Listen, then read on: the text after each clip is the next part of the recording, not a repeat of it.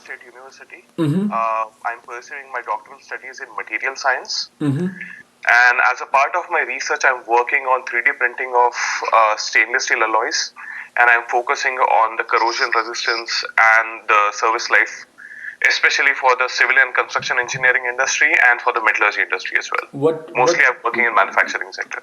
Is there any specific stainless steel you're working on? I'm working on 316. I'm working on Okay. super duplex stainless steels. And so essentially, I'm developing a coating on a low carbon steel. So essentially, low carbon steels have a very poor corrosion resistance, as you might know. So you're working on aqueous corrosion or high temperature? I'm working on aqueous corrosion Okay. as of now. Okay. But we have plans to work on high temperature corrosion as well. Okay, got it. And when are you planning to graduate?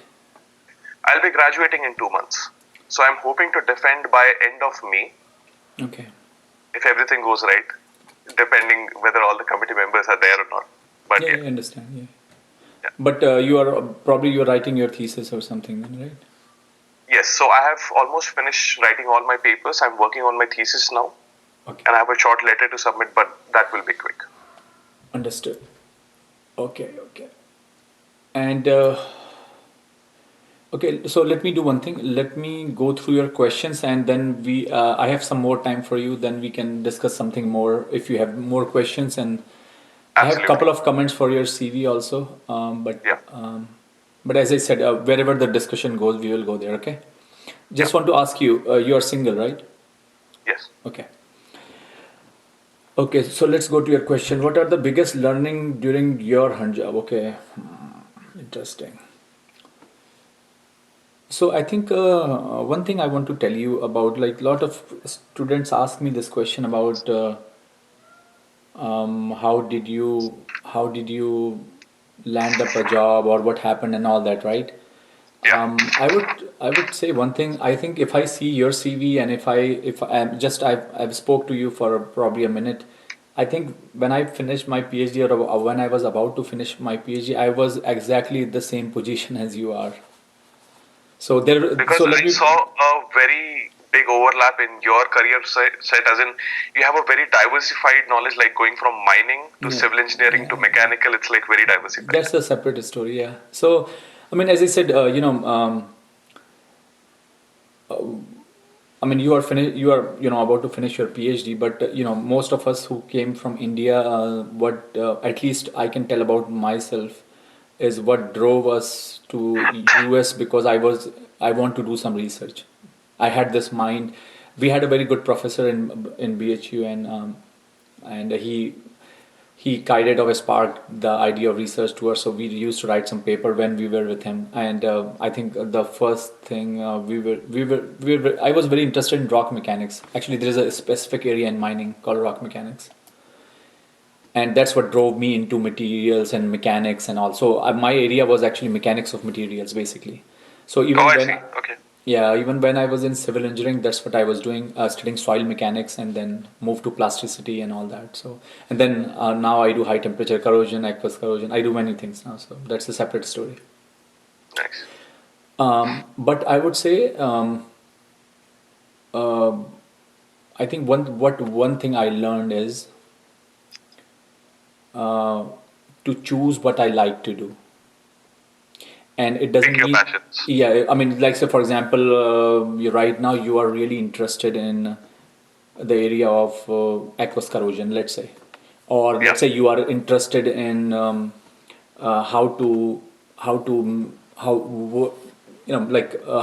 make these additive 316 a better corrosion resistant alloy, right? Correct. Let's say if that is the area you are looking for. So if that what drives you, so that what you should be focusing on then. Because what happens is, what my learning is, if you pick something which you don't like, then what happens after, it dies very quickly, and then you get bored, and then it becomes a problem. Then you you have to make some bad decisions in your career. So always remember that, and for every person, their story is different. My story will be different than your story and all that. But I would say the biggest learning for me is to do what you like to do. Correct. And it's a difficult thing to do. Let me tell you this way: it's very difficult because sometimes you're tempted by few things, and because sometimes you know, at the end of the day, you have to bring money in the table and all that, and sometimes you have to, and being as a international student now, you have to worry about visa also. I remember my days when I had to worry about those things. So you know, these are certain things which are very different, but you have to make your decision right now. There, I Yeah. think at your stage, I was also looking at going back to India if I can find a faculty position. I got interviewed also, but then they said, you know, you are just fresh PhD. It's difficult to, you know, go back to IITs Correct. nowadays. So Yeah. they really want you to have a PhD and few Also. years of postdoc. So, you know, as I said, that could be another alternative for you also. So you can find a place where you can do a postdoc, and then if you, I think right now it's not easy, but at the same time, there are many good opportunities back home also. So you know, Yeah. not many people are very keen in staying here for many reasons, but one of the biggest reason is because truth be told, they can't find anything. It's not a Yeah. easy thing. And I was there was a time where I was in a situation that if I didn't had a green card, I would have gone back. It came right in time, but now that is also a issue nowadays. Yeah. So you know, make sure that I have friends who are working in California. They have masters actually, but they have been working here for 6, 7, 8 years now, and now they are thinking they should go back because of the this again visa thing. So you don't want to delay your problem; you want to tackle it right away. So make sure Correct. now, because you're gonna be out of the school after so long, after 10 years, I would say, same as me. Then you know, you will be. Um, there are many wolves out there, Correct. and you have to, you know, you are out of an institution, so nobody's going to protect you. You are on your own. So that's a totally different experience, going to be very different experience for you now, so be ready for that. Yeah. But as I said, yeah, so your third question is, so your piece of advice would give an upcoming graduate like me looking for a full-time position in industry or national lab. Yeah. So, if you ask me, I think you can follow what I followed, exactly the same path. There is nothing wrong in it. Finding a job in an industry, see, in your case, there are only few industries which I think are. I have a couple of friends actually, those that they work in Carpenter and Haynes, and these are the few industries which you can find job in your area. I mean, you are a core metallurgist, right? Yeah. So either it's Carpenter or it's Haynes or companies like that would be the company would be interested in your position. So these are the companies you will look for as a metallurgist. Correct. Yeah. I never endured that idea that I want to be fixed to a certain technology. Never liked it. That's why you can see I Correct. did mining, civil, this and that. So even for my job, I wouldn't stay in one job. So again, there are people who do the same thing. I was not that kind of a person, so and I moved around. It had their own risk. I had to endure those risks. I did that, but if you want to, again, if you want to be where you are, what you want to do, then there are two ways to do things. One is you need to select the technology you want to work on, Correct. right? So you can say, oh, I am gonna be interested in technology which is basically steel making, let's say, Yeah. whether it's additive, whatever it is, additive or cold roll, whatever, doesn't matter. So that could be one way. Or you can say, you know, I want to solve a problem, and I could be, so for example, you can work in the area of Let's say corrosion protection, yeah, for let's say instance. batteries, right? Yeah. Let's say tomorrow you work in Ford Motors or Tesla for that matter, and so your technology would be electric vehicles, but you are solving a problem.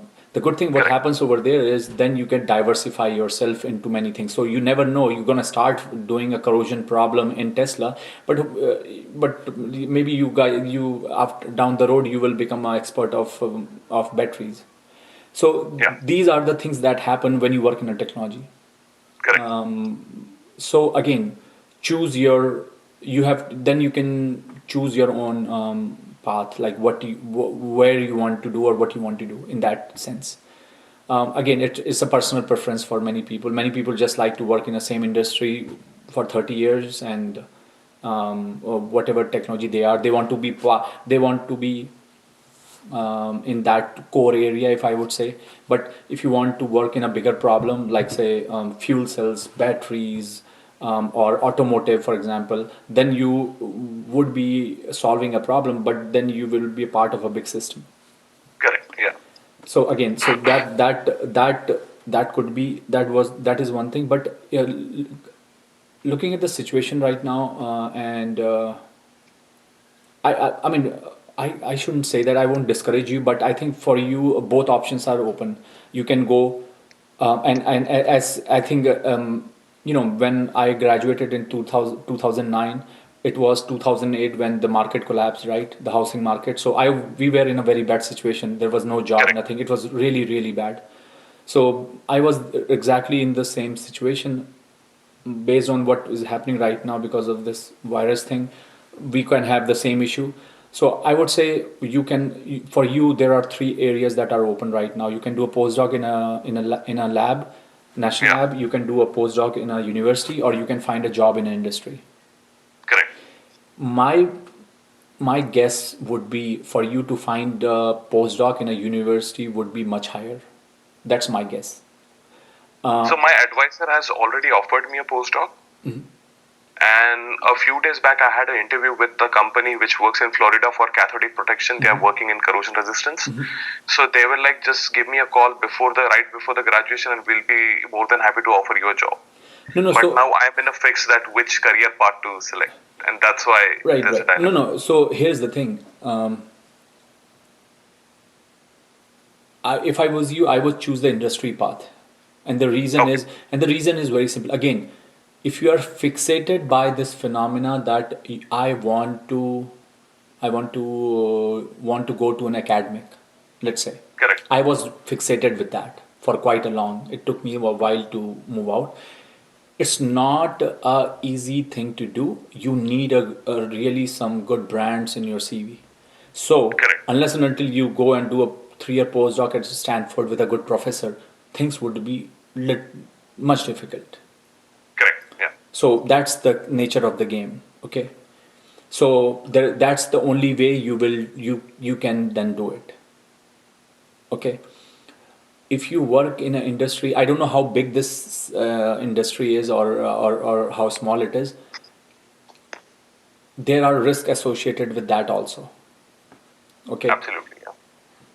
Yeah. I think it's a good thing that they have told you call us after 3 months, because really you will know what happens after 3 months, because the way the Correct. Yeah. situation is changing, right? So in my opinion, actually it's a good thing that you have assurance from your advisor, that so you don't have to you are a bit secure. But I would say you it's a good idea to move out as soon as Okay. possible, because you don't So want to do a postdoc at the same place. correct. It So adds just it to give adds you no the value. background, I am pretty sure that I don't want to go in academics. My two options which I think I will land myself in future is either go in industry Uh-huh. or work in R&D in national labs, because I am more keen on learning. So even if I go in industry, I am looking for research kind of roles. Here's the thing. In an industry, again, how driven you are and what industry you go, that's also important. So if you're working for Rolls Royce, if you're working for big label companies, things will be different versus if you work for a small company. Let me put it Correct. this way. If you Yeah. work for a small company, let's say it's a startup, or it's like a startup, or it's a small company, you will end up doing everything.